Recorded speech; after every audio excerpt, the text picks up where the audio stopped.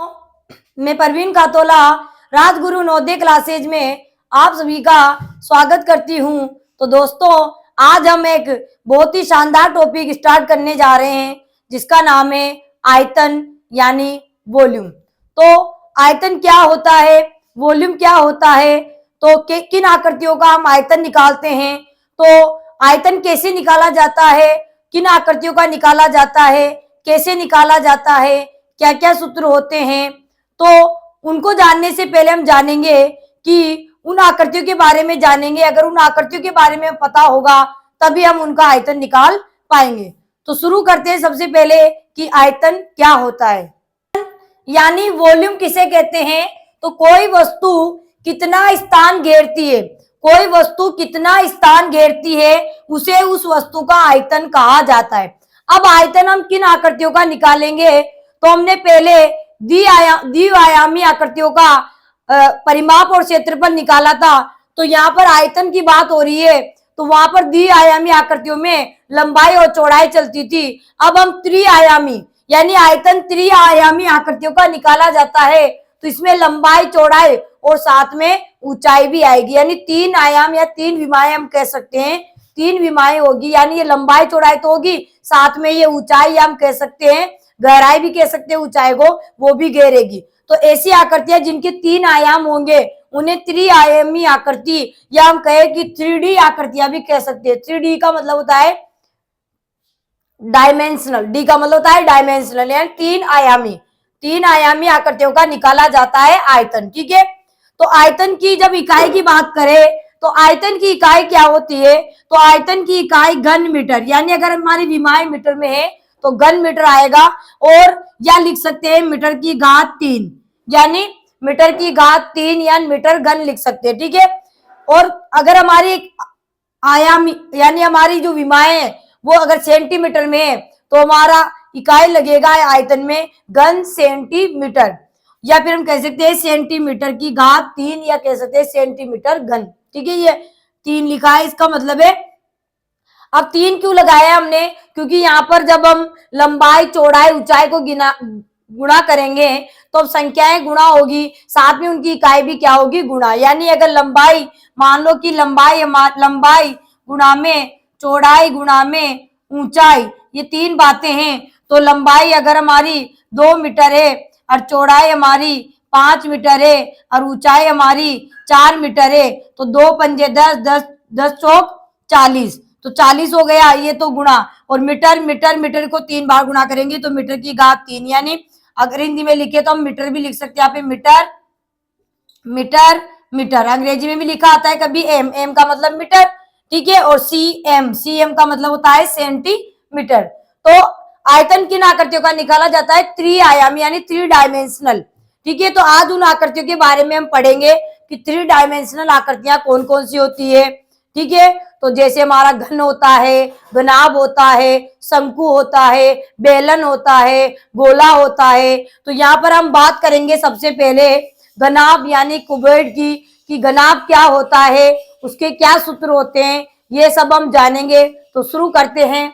अब यानी क्यूबॉइड किसे कहते हैं, तो 6 आयताकार सतहों या पृष्ठ बोल सकते हैं या फलक बोल सकते हैं। ठीक है, 6 आयताकार सतहों यानी फेस से घिरी आकृति घनाभ कहलाती है। यानी उसके 6 आयताकार पृष्ठ होंगे या कह सकते हैं फलक होंगे या कह सकते हैं सतह होगी, उसको हम क्या कहेंगे, घनाभ यानी क्यूबॉइड कहते हैं। अब घनाभ कैसा होता है, तो उसका चित्र यहाँ पर मैं आपके सामने बना रही हूं।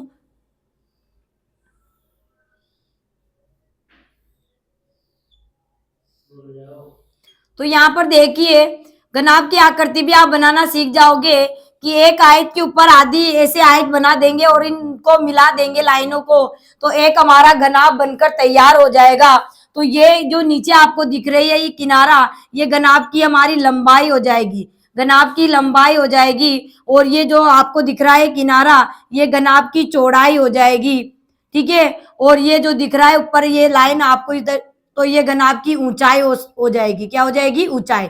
तो घनाभ की लंबाई, चौड़ाई और ऊंचाई, ये घनाभ की आकृति होती है। ठीक है, अब घनाभ में क्या क्या होता है, तो घनाभ में जब हम पृष्ठ की बात कर ले, इसके किसकी बात कर ले, पृष्ठ की, या पृष्ठ को हम फलक बोल सकते हैं, फलक की बात कर ले, या बात करें कि सतह की बात कर ले, तो कितनी सतह होते हैं, कितने फलक होते हैं, कितने पृष्ठ इसके होते हैं। तो देखिए एक आगे वाला पृष्ठ आपको दिख रहा होगा, वैसा ही एक पीछे, 2 हो गए, एक साइड का दिख रहा होगा 3, और एक इधर का हो गया, कितने हो गए 4, एक ऊपर और एक नीचे वाला, यानी कितने पृष्ठ हो गए 6 पृष्ठ। अगर आपको ऐसे समझ में नहीं आ रहा कि कितने पृष्ठ या फलक होते हैं, तो जब आप कमरे में बैठे होते हैं तो कमरे की चारों दीवारें देखो, और ऊपर की छत भी देखना, और नीचे का जो फर्श भी देखना। अब देख लो कितने फलक हो गए, यानी आपका एक कमरा है वो घनाभ भी हो सकता है या घन आकार का भी हो सकता है। या घनाभ पढ़ रहे तो आप, अगर आपका कमरा घन भी है तो आप घनाभ समझ के चलो कि घनाभ में कितने पृष्ठ होते हैं, फलक होते हैं, दोनों में समान होते हैं, घन और घनाभ में। तो यहाँ घनाभ की बात हो रही, तो हम घनाभ की चर्चा कर रहे हैं। तो ऊपर की छत और नीचे का फर्श और चारों दीवारें, तो कितने पृष्ठ हो गए, कुल 6 पृष्ठ होते हैं। तो घनाभ में कितने फलक होते हैं, 6 होते हैं। वो 6 के 6 क्या होते हैं, आयताकार होते हैं। क्या होते हैं, आयताकार होते हैं। ठीक है, अब बात कर ले जाए इसके शीर्ष की, कि कितने शीर्ष होते हैं। शीर्ष का मतलब होता है जहां पर इसकी 3 भुजाएं आकर मिलेगी, तो वो शीर्ष होगा। जैसे मान लो ये भुजा है इसकी, ठीक है, ये चौड़ाई है, और ये इसकी ऊंचाई है, और ये इसकी लंबाई है। ठीक है, तो यहाँ आकर इस कोने पर मिल रही है तीनों, तो ये इसका शीर्ष हो जाएगा। तो एक शीर्ष, और ये 2 शीर्ष हो गए, ये 3, और ये 4, ये 5, ये 6, एक 7 और 8। तो कितने शीर्ष होते हैं घनाभ में, 8 शीर्ष होते हैं। यानी कोने, कितने कोने होते हैं, यानी आप छत के ऊपर देखेंगे तो 4 कोने ऊपर और 4 कोने कमरे के नीचे कोने दिख जाएंगे। ठीक है, तो ये कितने कोने हो गए शीर्ष का मतलब। ठीक है, तो क्या हो गए, 8 हो गए। ठीक है, अब बात कर ली जाए इसके किनारे की, कि कितने किनारे इसमें होते हैं, कितने किनारे होते हैं। तो देखिए किनारे 1 और ये 2, 3 और ये 4 किनारे नीचे के हो गए, 1 2 3 4 ऊपर के हो गए, फिर 8 हो गए, ये 9, ये 10, ये 11 और एक ये 12 किनारे का मतलब भुजाएं समझ लो आप। तो जब आप फर्श पे बैठे होते तो 4 हो गए, कमरे में बैठोगे तो 4 तो नीचे के हो गए, 4 ऊपर छत की हो गई। ठीक है, अब दीवारों के भी गिनेंगे तो 1 2 3 और 4 इस तरीके से हो जाएगी। ठीक है, तो कितने हो गए, पूरे 12। तो घनाभ में 6 तो हमारे फलक होते हैं या पृष्ठ होते हैं, फेस होते हैं, वो भी आयताकार, 8 शीर्ष होते हैं और 12 किनारे होते हैं। ठीक है, तो ये आकृति में समझ में आ चुकी है कि घनाभ की आकृति कैसी होती है। अब घनाभ का अगर आप दैनिक जीवन में उदाहरण देखें कि घनाभ की आकृति हमारे दैनिक जीवन में कौन सी आकृति जो घनाभ आकार में है, तो माचिस की डिब्बी, माचिस की डिब्बियां आप सबने देखी होगी, वो सबसे बेस्ट उदाहरण होता है, एग्जाम्पल होता है घनाभ का। माचिस की डिब्बी आपने देखी होगी, उसका इस्तेमाल भी आपने खूब किया होगा, यानी सही काम के लिए, मतलब भगवान के जब हम जाते हैं तो बालाजी के जब अगरबत्ती या जो भी आपकी इष्ट देवता है उनके जब अगरबत्ती या दिया जलाते हो तो आप उस माचिस की डिब्बी की तीली से जलाते हो। तो वो जो माचिस की डिब्बी है वो हमारा घनाभ का सबसे बेस्ट उदाहरण है, कहे तो बेस्ट एग्जाम्पल हमारे उसका ही है। ठीक है, आप कोई भी गाइड पढ़ रहे हो, पासबुक पढ़ रहे हो, आपकी किताब है, वो भी हमारा घनाभ का बहुत ही शानदार उदाहरण है। ठीक है, आप ड्राइंग बॉक्स लेके जाते थे बचपन में, जो लोहे वाली बनी होती थी, अभी तो डिजाइन डिजाइन की चल गई है, मॉडर्न जमाना आ गया है, तो वो डिब्बियां भी हमारी जो होती थी ड्राइंग बॉक्स या ज्योमेट्री बॉक्स कह सकते हैं, वो भी घनाभ का सबसे बेस्ट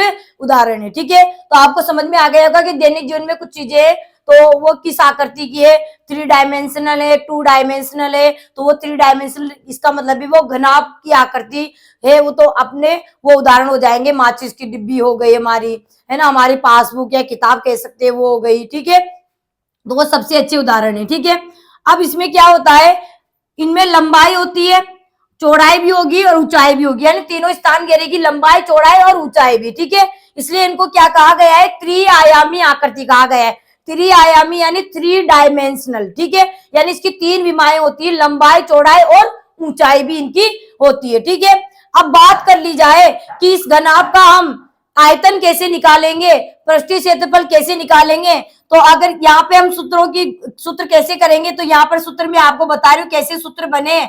आपको सूत्रों को रटने की बिल्कुल भी जरूरत नहीं है, बस आपको ये आकृति आपके माइंड में होना चाहिए, इस आकृति का चित्र आपके दिमाग में होगा तो आपको सूत्र याद करने की जरूरत नहीं पड़ेगी। अब सबसे पहले बात कर ली जाती है घनाभ का आयतन निकालने की बात आ जाए। घनाभ का आयतन। घनाभ का आयतन का मतलब है कि कितना स्थान वो घेर रहा है, इसका मतलब होता है। ठीक है, तो इसका आयतन निकालेंगे तो ये लंबाई है, ये चौड़ाई है, ये ऊंचाई, तीनों को हम गुणा कर देंगे तो इसका सूत्र हो जाएगा, हमारे घनाभ का आयतन निकालने का सूत्र हो जाएगा लंबाई गुणा में चौड़ाई गुणा में ऊंचाई। यानी इसकी तीन विमाएं होती है, एक लंबाई, एक चौड़ाई और एक ऊंचाई। ठीक है, तो यहाँ पर हो जाएगा हमारे तीनों का गुणा करने पर आयतन निकल कर आ जाएगा। तो आप सब दोस्तों को ये याद रहेगा कि घनाभ का आयतन का सूत्र होता है लंबाई गुणा में चौड़ाई गुणा में ऊंचाई। यानी लंबाई को लेंथ बोलते हैं, ठीक है, यानी और चौड़ाई को हम ब्रेड्थ बोलते हैं। ठीक है, और ऊंचाई को हम हाइट बोलते हैं। ठीक है, तो यहाँ पर इंग्लिश में भी लिखा आ जाता है, तो कोई घबराने वाली बात नहीं है। एल गुणा में बी गुणा में एच, एल गुणा में बी गुणा में एच, तो कोई दिक्कत वाली बात नहीं है। ठीक है, ये हो गया हमारा घनाभ का आयतन। अब ये आपको याद है तो इससे ही हम घनाभ के आयतन से हम लंबाई भी निकाल सकते हैं, चौड़ाई भी निकाल सकते हैं और ऊंचाई यानी गहराई भी निकाल सकते हैं। यानी अगर मान लो आपको घनाभ की लंबाई ज्ञात करनी है, घनाभ की लंबाई ज्ञात करनी है तो देखिए आयतन का सूत्र होता है लंबाई इंटू चौड़ाई इंटू ऊंचाई। ठीक है, अब हमें लंबाई ज्ञात करनी है तो चौड़ाई गुणा में ऊंचाई हमारे गुणा में, जब इनको इधर लेके जाएंगे लंबाई ज्ञात करनी तो इनको जब पक्षांतर करेंगे तो ये भाग में चले जाएंगे, तो हमारा सूत्र बनकर तैयार हो जाएगा आयतन बटा में चौड़ाई गुणा में ऊंचाई, आयतन बटा में चौड़ाई गुणा में ऊंचाई। ठीक है, अब बात कर ली जाए कि घनाभ की चौड़ाई कैसे निकाले, तो एक ही सूत्र से हमारे तीन सूत्र बन जाएंगे। घनाभ की चौड़ाई कैसे निकाली जाती है, तो चौड़ाई में निकालनी है तो लंबाई गुणा में ऊंचाई, जब इधर जाएगी तो भाग में हो जाएगी, यानी सूत्र बनकर तैयार हो जाएगा हमारा आयतन बटा में लंबाई इंटू ऊंचाई, लंबाई गुणा में ऊंचाई, ये हमारा सूत्र बनकर तैयार हो जाएगा। अब बात आती है कि घनाभ की ऊंचाई कैसे निकाली जाती है। घनाभ की ऊंचाई भी इसी से बनेगी। घनाभ की ऊंचाई, जब हमें घनाभ की ऊंचाई या किसी की गहराई पूछ ले, ऊंचाई का मतलब गहराई भी होता है कभी, क्योंकि जैसे मान लो कोई पानी की टंकी है घनाभ आकार की, तो उसके कितना गहरा पानी है ऐसे भी पूछ सकते हैं, तो गहराई का मतलब ऊंचाई होता है। ठीक है, तो ऊंचाई का सूत्र हो जाएगा आयतन बटा में लंबाई इंटू चौड़ाई, ये भी इसी से बन जाएगा। अब देखिए ये लंबाई इंटू चौड़ाई हमने कहाँ पढ़ा था, हमने जब 2 डायमेंशन आकृतियां यानी वर्ग और जो आयत हमने पढ़ा था, तो वहां पर जो आयत पढ़ा था उसका क्षेत्रफल का सूत्र होता है लंबाई इंटू चौड़ाई, तो ये उसका आधार हो गया। ठीक है ना, क्योंकि इसके सारे फलक आयताकार होते हैं ना, तो आधार का क्षेत्रफल हो गया। तो कभी कभी आधार का क्षेत्रफल दे दे और आयतन दे दे और ऊंचाई निकालने के लिए बोले तो कंफ्यूज नहीं होना, तो इसको हम ऐसे भी लिख सकते हैं कि आयतन बटा में आधार का क्षेत्रफल, आधार मतलब लंबाई इंटू चौड़ाई, जो कमरा है उसका फर्श आप देखोगे तो लंबाई इंटू चौड़ाई यानी आधार का क्षेत्रफल। ऊंचाई निकालना है आपको, आयतन दे रखा है, आधार का क्षेत्रफल दे रखा है, तो ऊंचाई का सूत्र ये भी कर सकते हैं हम, इसी से बना है लंबाई इंटू चौड़ाई को हम आधार का क्षेत्रफल कह सकते हैं। ठीक है, तो आयतन बटा में आधार का क्षेत्रफल, तो एक ही सूत्र से हमारे 3 सूत्र कंप्लीट तैयार हो गए। तो दोस्तों आपको ये चीज समझ में आ गई होगी कि घनाभ का आयतन का सूत्र लंबाई गुणा में चौड़ाई गुणा में ऊंचाई होता है, और घनाभ की लंबाई के लिए हमें कह दिया जाए तो आयतन बटा में चौड़ाई गुणा में ऊंचाई, और घनाभ की चौड़ाई के बारे में बताया जाए तो आयतन बटा में लंबाई इंटू ऊंचाई, और घनाभ की ऊंचाई के बारे में पूछा जाए तो आयतन बटा में लंबाई इंटू चौड़ाई। ठीक है, अब बात आती है इसके बाद में कि घनाभ का संपूर्ण पृष्ठीय क्षेत्रफल, घनाभ का संपूर्ण पृष्ठीय क्षेत्रफल क्या होगा। घनाभ का संपूर्ण पृष्ठीय क्षेत्रफल, पृष्ठ का मतलब है कितने पृष्ठ है उन सभी का क्षेत्रफल आपको निकालना है। संपूर्ण का मतलब इस पूरे घनाभ का आपको संपूर्ण क्षेत्रफल निकालना है। तो संपूर्ण क्षेत्रफल निकालेंगे तो आपको घनाभ की आकृति समझ में आ गई कि नीचे का जो फर्श ऊपर की छत समान, इधर की दीवार और इधर की दीवार समान, उधर की दीवार इधर की दीवार समान। यानी देखिए अगर हम नीचे की बात कर ले सबसे पहले तो लंबाई गुणा में चौड़ाई, ठीक है। तो नीचे का आ गया, ऊपर का भी इसका जैसा है, तो लंबाई गुणा में चौड़ाई, 2 बार हो गया लंबाई गुणा में चौड़ाई। अब इधर बात कर ली जाए चौड़ाई और ऊंचाई, इधर की तरफ की बात कर ली जाए तो वो भी क्या हो जाएगी, चौड़ाई, चौड़ाई और ऊंचाई, ये भी 2 बार आ गई, ठीक है। अब बात कर ली जाए, ये नीचे आ गया, ऊपर आ गया, इधर आ गया। अब सामने की पीछे की बात कर ली जाए तो सामने की हमारी क्या हो जाएगी, लंबाई और ऊंचाई, क्या हो जाएगी, लंबाई और ऊंचाई हो जाएगी। तो ये भी 2 बार होगी, पीछे भी वही होगी, लंबाई और ऊंचाई, ठीक है। डबल डबल बार आ गया, तो डबल डबल बार आ गया, तो इसका सूत्र क्या बनेगा दोस्तों, देखिए घनाभ का संपूर्ण पृष्ठीय क्षेत्रफल का सूत्र हो जाएगा 2 ब्रैकेट लंबाई इंटू चौड़ाई, 2 ब्रैकेट लंबाई इंटू चौड़ाई, ये लंबाई और ये चौड़ाई 2 बार हो जाएगी, प्लस चौड़ाई इंटू ऊंचाई, चौड़ाई इंटू ऊंचाई, चौड़ाई इंटू ऊंचाई का मतलब ये चौड़ाई, ये ऊंचाई, इधर की दीवार और इधर की दीवार, ये नीचे ऊपर का हो गया, इधर का इधर का। अब आपने आगे का और पीछे की बात कर ली जाए तो 2 ब्रैकेट लंबाई इंटू चौड़ाई प्लस चौड़ाई इंटू ऊंचाई प्लस ऊंचाई इंटू लंबाई या लंबाई इंटू ऊंचाई भी हम कह सकते हैं। तो ये 2 आगे मैंने क्यों लिखा है, क्योंकि दो फलक एक जैसे हैं, आमने सामने, ऊपर नीचे, इधर इधर इधर इधर, ठीक है। तो 6 हो गए, इसके अंदर 6 फलक हो गए, तो 6 का आपने निकाल लिया तो 2 से गुणा कर दिया, 2 ये, ठीक है। जब हम खोलेंगे तो पूरा आ जाएगा हमारे, ठीक है। तो सूत्र बन गया घनाभ का संपूर्ण पृष्ठीय क्षेत्रफल का सूत्र क्या हो जाएगा हमारे पास, 2 ब्रैकेट लंबाई इंटू चौड़ाई प्लस चौड़ाई इंटू ऊंचाई प्लस ऊंचाई इंटू लंबाई, ठीक है। ये घनाभ का संपूर्ण पृष्ठीय क्षेत्रफल हो गया। अब बात आती है कि घनाभ का विकर्ण कैसे निकाले। तो विकर्ण क्या होता है, जो सम्मुख शीर्षों को मिलाने वाला जो रेखाखंड होता है उसको विकर्ण कहते हैं, ठीक है। सम्मुख शीर्षों को मिलाने वाले रेखाखंड को हम क्या कहते हैं, विकर्ण कहते हैं, ठीक है। जैसे मान लो आपको कह दे कि एक घनाभ आकार का कमरा है, उसमें कितनी लंबी से लंबी छड़ रखी जा सकती है, राड रखी जा सकती है, कुछ भी कहे रखी जा सकती है। तो दोस्तों आपने देखा होगा कि जब हम ड्राइंग बॉक्स लेके आते थे, जब बचपन में छोटी वो लोहे वाली, तो उसके अंदर जब हम नई पेंसिल लेके आते थे तो वो पेंसिल हमारी ड्राइंग में, जैसे हमारी ड्राइंग बॉक्स ऐसी है, तो वो पेंसिल जब हम सीधी रखते थे तो वो सीधी रखने पर हमारी आती नहीं थी उसके अंदर, ठीक है, डिब्बी जुड़ती नहीं थी। तो हम क्या करते थे, उस पेंसिल को ऐसे सीधा न रखकर इस तरीके से तिरछा रखते थे तो पेंसिल आ जाती थी। इसका मतलब समझ में आया आपको कुछ, कि तिरछी जो होती है हमारी लाइन तो वो थोड़ी बड़ी होती है। तो जब लंबी बात की जाए कि इस कमरे में सर्वाधिक लंबी छड़ रखी जा सकती है, राड रखी जा सकती, तो क्या होगी उसकी लंबाई, तो उसके लिए हम तिरछा की बात की जा रही है, यानी तिरछे वाले की बात की जा रही है। और ये तिरछा जो हमने किया है, यानी शीर्षों को मिलाने वाला जो रेखाखंड है उसको हम विकर्ण कहते हैं। तो यहाँ बात हो रही है कि घनाभ का विकर्ण कैसे निकाला जाता है। घनाभ का, क्योंकि हमने द्विआयामी एंड 2 डायमेंशनल आकृतियों का तो विकर्ण निकालना सीख लिया था। अब बात आती है कि घनाभ का विकर्ण कैसे निकाला जाता है। तो घनाभ में 3 हमारे आयाम होते हैं, ठीक है, 3 विमाएं होती है। तो इसका सूत्र हो जाएगा अंडर रूट लंबाई की घात 2 प्लस चौड़ाई की घात 2 प्लस ऊंचाई की घात 2।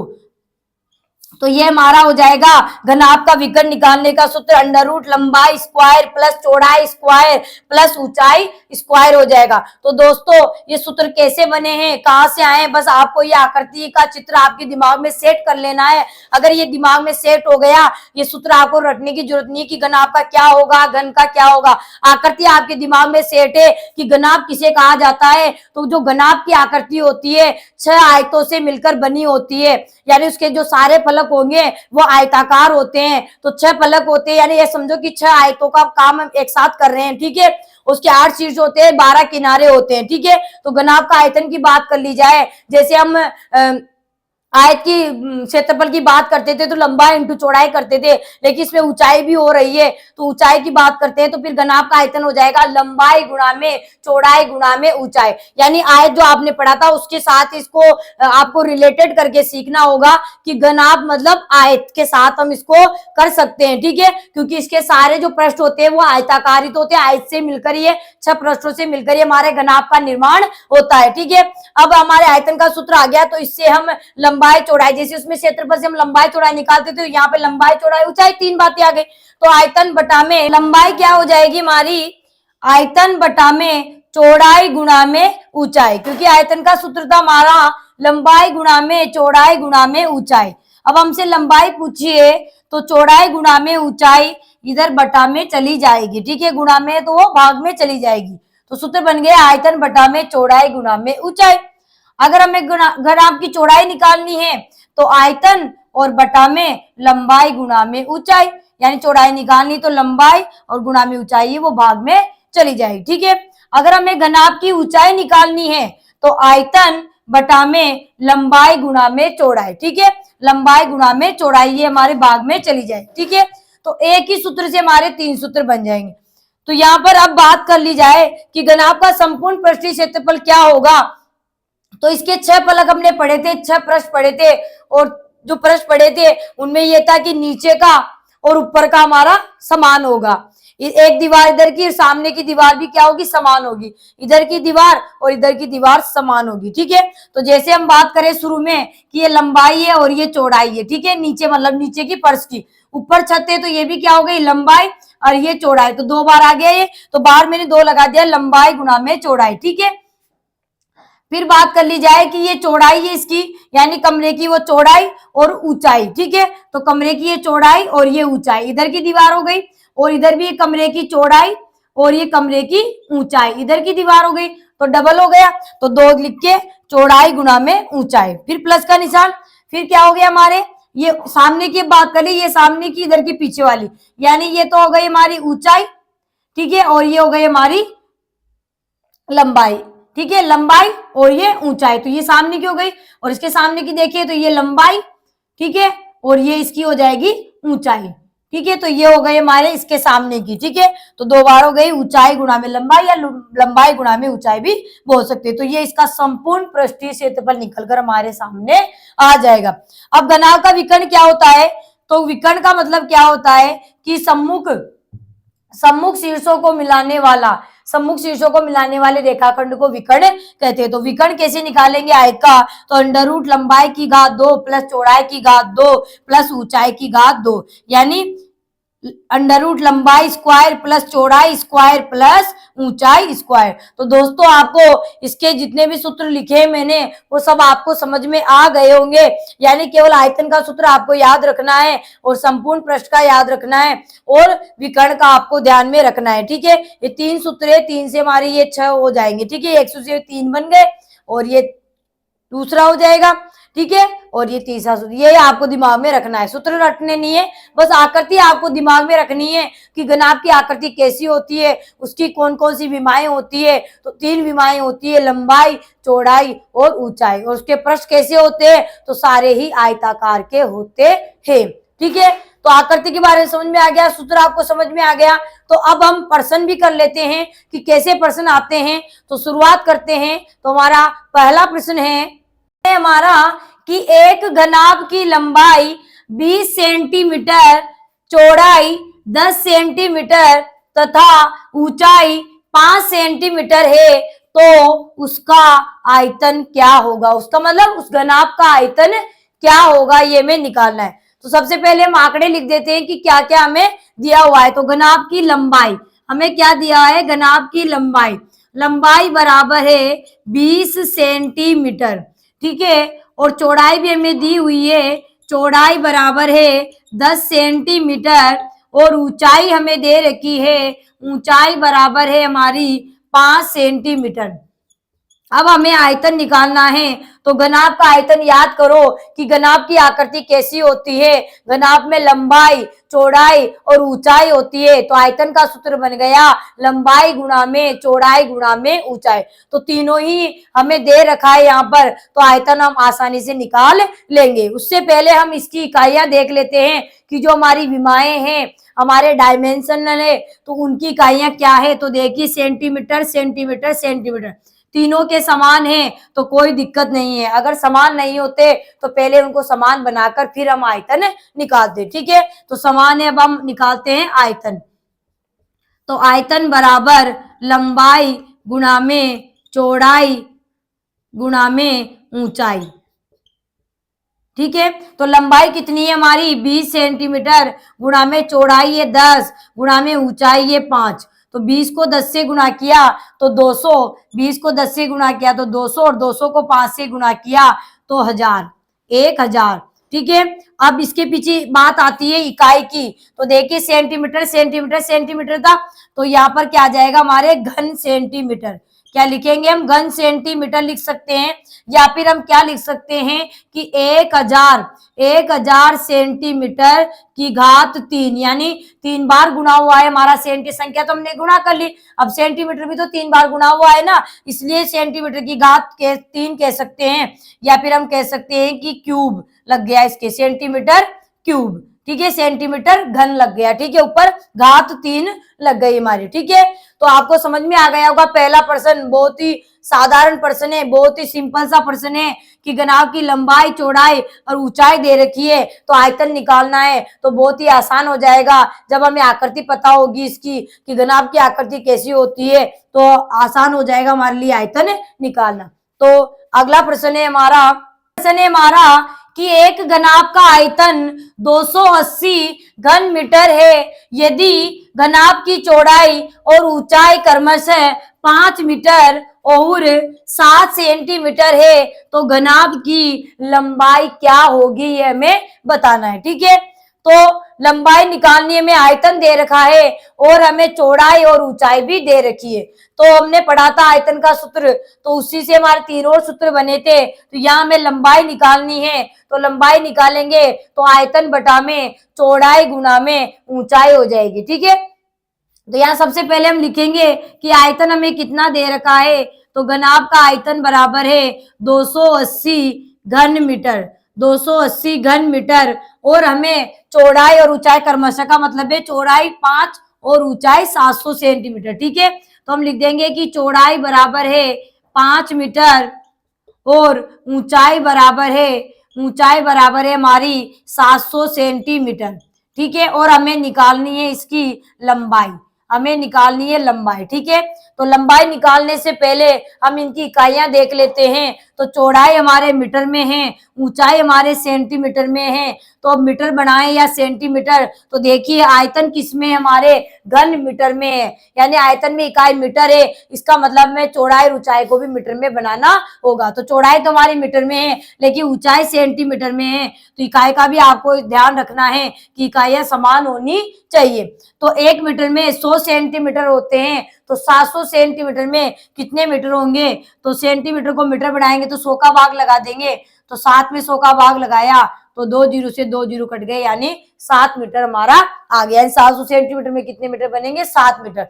अब इकाइयां हमारी समान है, तो हम आसानी से अब इसकी लंबाई निकाल सकते हैं, यानी जो हमारा घनाभ दे रखा है उसकी लंबाई हो जाएगी हमारे आयतन बटा में चौड़ाई गुणा में ऊंचाई। तो आयतन है हमारा 280 बटा में चौड़ाई हमारी 5 गुणा में ऊंचाई हमारी 7 मीटर। ठीक है, अब इनको काटेंगे तो 7 से कट रहे 280, 7 एकम 7, 7 चौक 28, जीरो में बाहर नहीं गया, भाग टूट की 0, 5 एकम 5, 5 8 40, 8 बार। ठीक है, तो 8 आ गया। अब ये मीटर आएगा या सेंटीमीटर, तो हमारे आयतन मीटर में है, इसका मतलब लंबाई, हाँ, तो लंबाई भी हमारी क्या आ जाएगी, मीटर में आ जाएगी, यानी 8 मीटर, यानी उस घनाभ की जो लंबाई है वो 8 मीटर हो जाएगी। तो अगला प्रश्न है हमारा, प्रश्न है कि एक घनाभ की लंबाई 15 सेंटीमीटर, चौड़ाई 8 सेंटीमीटर तथा ऊंचाई 10 सेंटीमीटर है, उसका संपूर्ण पृष्ठीय क्षेत्रफल कितना होगा। ठीक है, हमें संपूर्ण पृष्ठीय क्षेत्रफल निकालना है घनाभ का।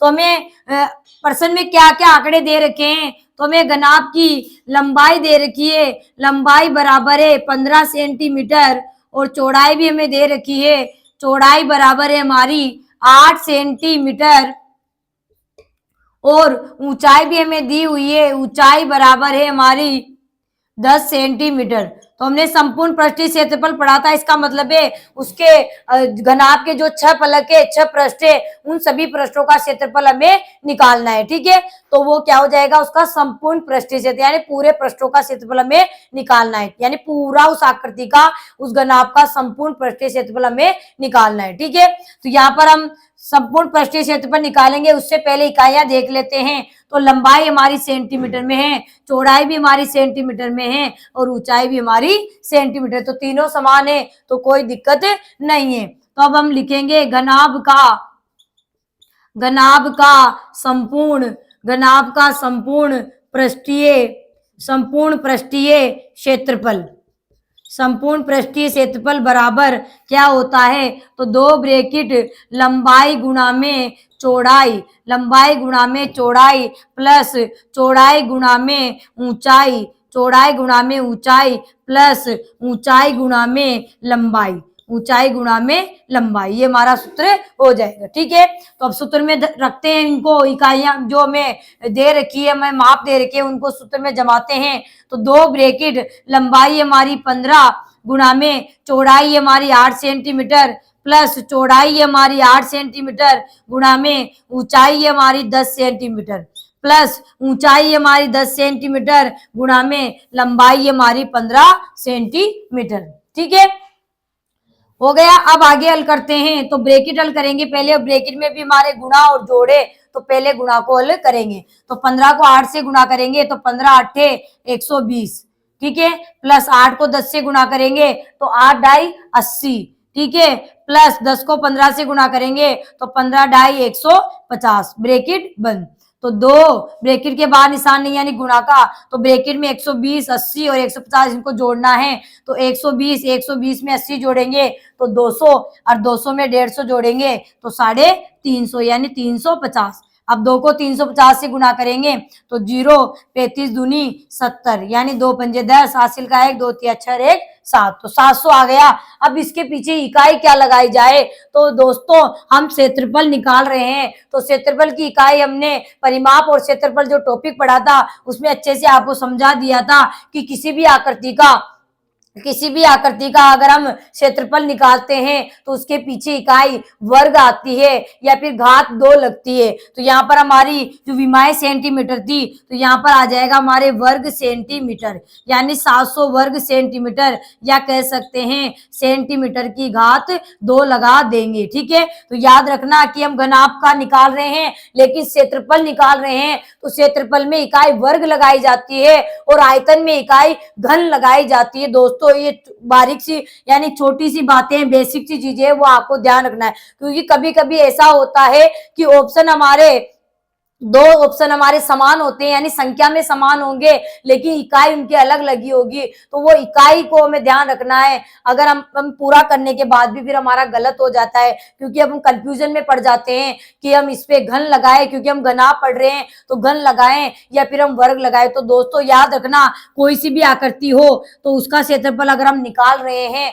तो हमेशा इकाई वर्ग लगेगी और आयतन अगर निकाल रहे हैं तो घन लगेगी, याद रखना दोस्तों। तो आगे बढ़ते हैं, अगला प्रश्न है हमारा, प्रश्न है एक कमरे की लंबाई 12 मीटर, चौड़ाई 9 मीटर तथा ऊंचाई 8 मीटर है, उस कमरे में रखी जाने वाली छड़ की सर्वाधिक लंबाई क्या होगी? सर्वाधिक का मतलब सबसे बड़ी लंबाई क्या होगी जो उस कमरे में रखी जा सके, यानी छड़ को रखा जा रहा है तो उसकी सबसे ज्यादा लंबाई क्या होगी ये हमें बताना है। तो जब हम सर्वाधिक लंबाई की छड़ उसमें रखना चाहते हैं तो छड़ हम सीधा न रखकर छड़ को हम तिरछा रखेंगे, छड़ को हम क्या रखेंगे? तिरछा रखेंगे, तब वो उसकी लंबाई ज्यादा होगी। ठीक है, यानी ऐसे हम आड़ा रखेंगे, ठीक है, तो उसकी लंबाई कम होगी। जब हम तिरछा रखेंगे तो इसका मतलब है तिरछी की बात हो रही है। तो मैंने बताया भी था कि जब कमरे में छड़ रखने की बात हो, राड रखने की बात हो या कोई और लकड़ी या कोई बांस का डंडा रखने की बात हो तो वहां पर हम विकर्ण निकालते हैं। तिरछे की बात हो रही है, इसका मतलब कोने से कोना यानी विकर्ण की बात होती है। इसका मतलब इस प्रश्न में हमें विकर्ण निकालना है, तो प्रश्न को समझना होगा कि प्रश्न में क्या पूछा गया है, उसी के अनुसार हमें काम करना है। ऐसे नहीं कि लंबाई चौड़ाई ऊंचाई दे रखी है हम आयतन निकाल दे, तो ऐसे भी ऑप्शन वहां दिए होते हैं, तो ये गलती आपको नहीं करनी है। जब कमरे में कोई छड़, कोई बांस की लकड़ी या कुछ और रखने की बात हो, उसकी बड़ी की बात हो कि कितनी लंबी छड़ रखी जा सकती है, कितना बड़ा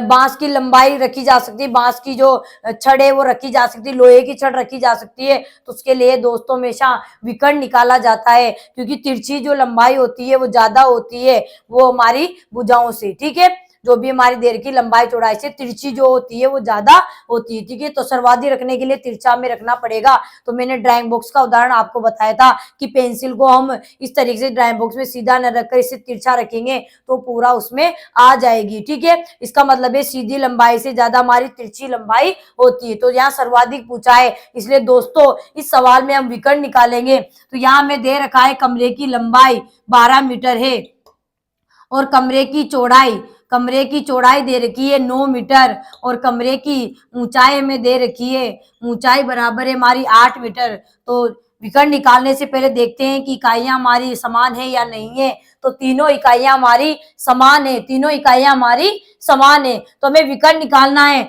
और ये भी पता लगाना है कि कमरा कौन से आकार का है। लंबाई चौड़ाई ऊंचाई दे रखी है, इसका मतलब कमरा हमारा घनाभ आकार का है, कमरा हमारा घनाभ आकार का है। इसका मतलब में कमरे का विकर्ण निकालना है या कमरा हमारा घनाभ आकार का है तो घनाभ आकार का विकर्ण हमें निकालना है। तो कमरे का विकर्ण बराबर, तो विकर्ण क्या हो जाएगा, अंडर रूट लंबाई की घात 2 यानी लंबाई स्क्वायर प्लस चौड़ाई स्क्वायर प्लस ऊंचाई स्क्वायर। तो अंडर रूट लंबाई कितनी दे रखी है हमें 12 मीटर यानी 12 का स्क्वायर प्लस चौड़ाई कितनी दे रखी 9 मीटर तो 9 की घात 2 और प्लस ऊंचाई दे रखी 8 मीटर यानी 8 की घात 2, स्क्वायर भी बोल सकते हैं, ठीक है, यानी वर्ग, ठीक है, वर्ग होता है, स्क्वायर का मतलब वर्ग, ठीक है। तो 12 का वर्ग यानी 12 की घात 2 का मतलब 12 को 12 से गुणा करना है। ये कहे कि 12 का वर्ग क्या होता है तो 144 होता है। अगर दोस्तों आपको नहीं है पता तो आप गुणा कर सकते हो, 12 को 12 से गुणा करो, 12 दूनी 24 हासिल के 2, 12 एकम 12 2 14 यानी 144 हो गया, ठीक है। 9 का वर्ग निकालेंगे तो 9 का वर्ग होता है 81, नामे नामे 81, ठीक है, प्लस 8 का वर्ग 8 आठी 64 यानी 8 को 2 बार गुणा करना है। यहाँ घात 2 का मतलब है यहाँ वर्ग लग रहा है इसके, ठीक है। तो 8 का वर्ग होता है 64, 8 आठी 64, ठीक है। तो आगे जोड़ेंगे हम इनको, तो अंडर रूट में हमारे 144 प्लस 81 प्लस 64, तो इकाई का अंक जोड़ते हैं 4 1 5 5 4 9, ठीक है। फिर दाई के अंक को जोड़ते हैं 8 से 14 14 और 4 18, हासिल का 1, सैकड़े पे जोड़ते हैं तो 1 1 2 यानी क्या हो गया अंडर रूट 289। तो 289 दोस्तों किसका वर्ग होता है, यानी 289 का वर्गमूल क्या होता है, यानी उसका स्क्वायर रूट क्या होता है, वर्गमूल क्या होता है। तो 289 17 का वर्गमूल होता है। आपको याद रखने वर्ग और घन, तो आपको याद रखने, अगर नहीं भी आते तो कोई घबराने वाली बात नहीं है। अभाज्य गुणनखंड विधि से आप उसका वर्ग निकाल सकते हैं और वर्ग में 2 2 के जोड़े बनाए जाते हैं और घन में 3 3 के जोड़े बनाए जाते हैं। तो यहाँ 289 का हम अभाज्य गुणनखंड विधि से करेंगे तो 2 का भाग तो इसमें नहीं जाएगा, 3 का भी नहीं जाएगा, ठीक है, 19 हो रहे हैं, 5 का भी नहीं जाएगा, 7 चौक 28 9 बज के 7 का भी नहीं जाएगा, 11 का 11 दूनी 7 के बाद 11 के भी नहीं जाएगा, 11 दूनी 22 और 6 बज के 69 नहीं जाता, उसके बाद 13 दूनी 26 2 बज के 29 13 का भी नहीं जाता और 13 के बाद आते हैं हमारे 17, तो 17 का 17 एकम 17 यहाँ पे चला जाएगा यानी 17 एकम 17, ठीक है। और यहाँ पर भी कितने बच जाएंगे हमारे 11, ठीक है, 11 तो 19 हो गए, 17 7 119, तो 17 में 17 का जाएगा 17 एकम 17, ठीक है। तो यहाँ पे एक ही जोड़ा बनाए 17 का, तो 17 में से एक 17 ले लेंगे यानी जोड़े में से एक संख्या हम उतार लेते हैं तो 17 आ गया, तो 17 का घन होता है 17 का वर्ग होता है, ठीक है। तो ये 279 का अंडर रूट क्या आया हमारा 17, तो 17 मीटर हमारे क्या हो गई, उस छड़ की लंबाई आ गई जो उस कमरे में सर्वाधिक लंबाई आ गई, इससे लंबी छड़ उस कमरे में नहीं रखी जा सकती। ज्यादा से ज्यादा लंबाई की छड़ 17 मीटर होगी जो उस कमरे में हमारा जो कमरा था घनाभ आकार का उसमें रखी जा सकती है। तो अगला प्रश्न है हमारा, एक घनाभ आकार पानी के टैंक का आयतन 480 घन मीटर है, यदि उसके आधार का क्षेत्रफल 160 वर्ग मीटर है तो उसकी गहराई क्या होगी, ये हमें बताना है। अब गहराई क्या होती है तो आपको मैंने बताया था कि ऊंचाई को ही हम गहराई बोलते हैं, यानी एक पानी का टैंक है जिसका आयतन दे रखा है 480 घन मीटर और उसका आधार का क्षेत्रफल दे रखा है, पूछा है कि उसकी जो गहराई है वो कितनी होगी, ये हमें बताना है। तो गहराई का मतलब है उसकी ऊंचाई कितनी है, ठीक है।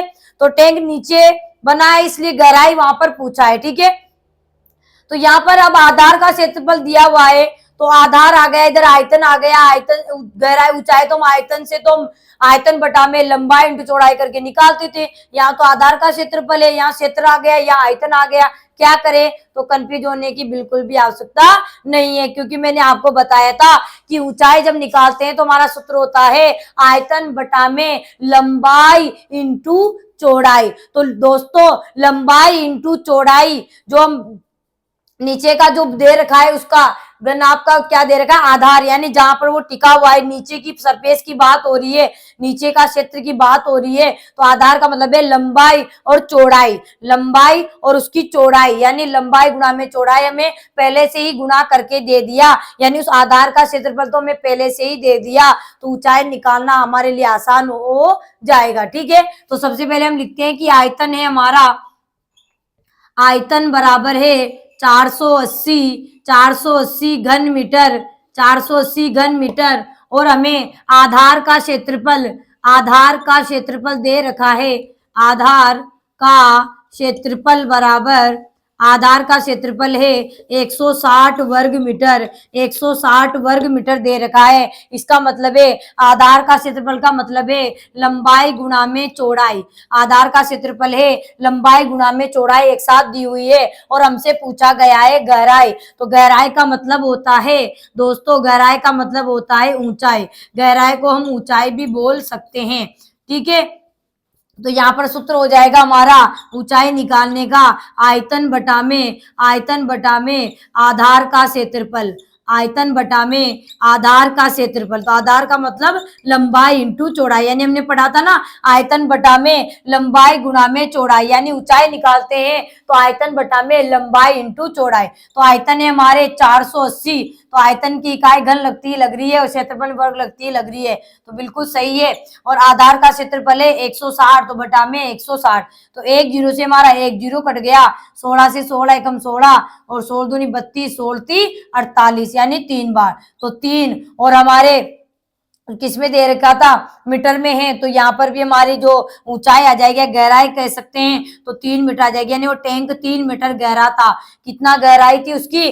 3 मीटर गहराई थी। उस जो हमारा जो टैंक था उसकी गहराई 3 मीटर थी। तो इस तरीके से प्रश्न को समझना होता है और उसको करना होता है। तो यहाँ पर आपको मैंने सारा खोल के बता दिया, बिल्कुल जीरो से मैंने शुरुआत की है और आपको बिल्कुल बेसिक बेसिक बातें हमने कर ली। जब भी हम इस आयतन के वॉल्यूम के जब महत्वपूर्ण प्रश्नों को करेंगे तब बहुत ही शानदार धमाकेदार प्रश्न आपके सामने आएंगे। तो यहाँ पर आपको छोटी छोटी जो बेसिक बातें हैं वो समझ में आ गई होगी, तो वो धमाकेदार प्रश्न भी आप अच्छे से कर पाओगे। तो अगर आपको वीडियो पसंद आए तो वीडियो को लाइक करें, शेयर करें और चैनल को सब्सक्राइब करना ना भूले। तो मिलेंगे नेक्स्ट वीडियो में, तब तक के लिए धन्यवाद। जय हिंद, जय भारत।